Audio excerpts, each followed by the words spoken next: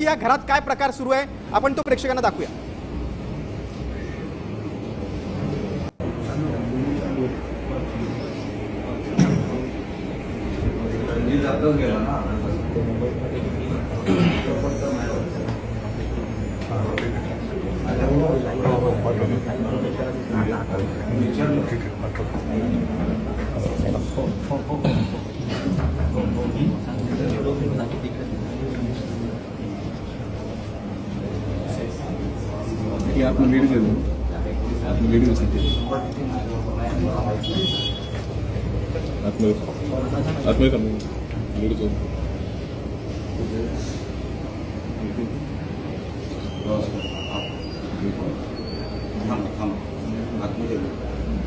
इकडे सगळ्यांनी गर्दी करू नका, बाकी ज्यांचं काम नाही त्यांनी खाली थांबा।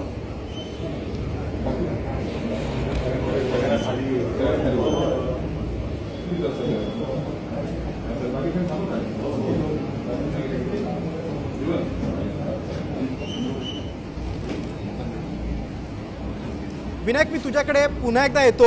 या प्रकाराबाबत आता पोलिसांनी काय ऍक्शन घेतली आहे, काय गुन्हा दाखल केलाय का?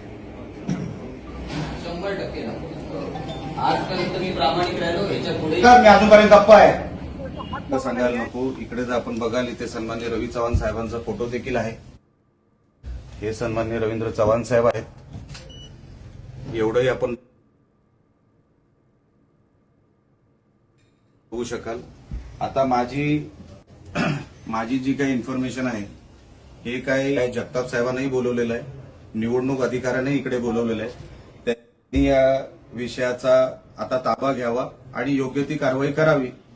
मी हेच जे काय सांगत होतो, जे कालपासून म्हणजे कालच्या त्या संचालीना वेग आला, हे फक्त एक घर नाहीये, असे जवळपास 8-10 घर आहेत जिथे हे प्रकार सुरू हे जमा करायचे।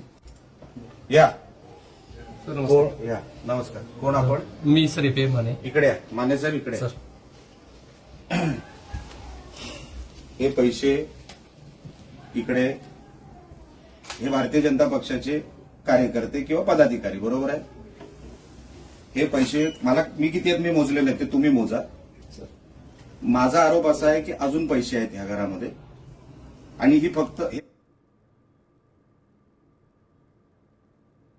एकच घर नाही, 8-10 घर आहेत जिथे सन्माननीय चव्हाण साहेब हे पैसे जमा करतायत मालवणमध्ये। कशाला ब्रीफ करू, त्यांना येऊ दे। हे फक्त तुम्हाला, आम्ही काय हात नाही, तुम्ही बघा।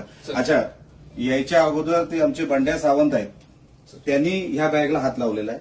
त्यांनी इकडे काहीतरी गडबड करायचा प्रयत्न केला होता कुठेतरी, तर बॅगेला हात सन्माननीय बंड्या सावंत हे बीजेपीचेच आहेत, त्यांनीच हात लावलेला आहे। आमचा आरोप असा आहे की ह्याच्यात अजून आहे भरपूर आणि मालवणमध्ये 8-10 घर आहेत, त्याचा ताबा आपण घ्यावा। 100%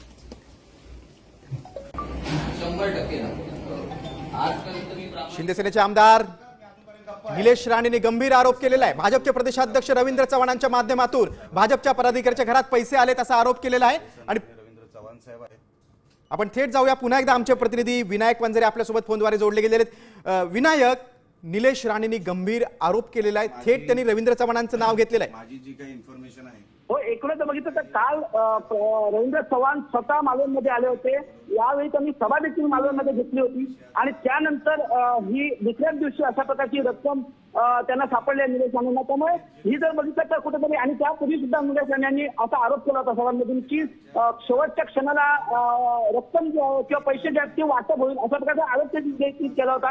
आणि त्यामुळे आज दुसऱ्या दिवशी ही रक्कम सापडणं कुठेतरी मोठी खळबळ यामुळे मागणी आपल्याला पाहायला मिळत आहे। निलेश राणे स्वतः भाजपच्या पदाधिकाऱ्यांच्या घरी जाऊन अशा प्रकारची धाड घालतात आणि ही जी रक्कम किंवा हे जे पैसे आहेत ते त्यांनी समोर आणले आहेत। त्यांनी माध्यमाच्या समोर माध्यमांना सुद्धा घेऊन ते स्वतः तिथे दाखल झाले आणि पोलीस आता सध्या दाखल झाले आहेत आणि नेमकं आता काय कारवाई होते हे आता बघणं आपल्याला आता महत्त्वाचं असणार आहे। अगदी बरं वंजर, तुम्ही आमच्यासोबत असेच जोडलेले राहा।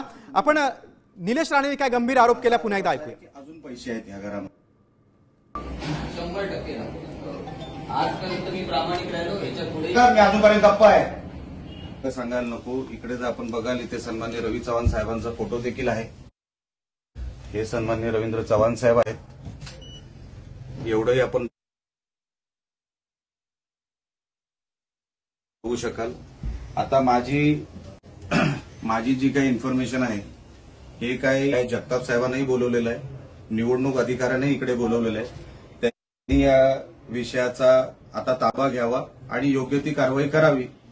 मी हेच जे काय सांगत होतो, जे कालपासून म्हणजे कालच्या त्या संचालीना वेग आला, हे फक्त एक घर नाहीये, असे जवळपास 8-10 घर आहेत जिथे हे प्रकार सुरू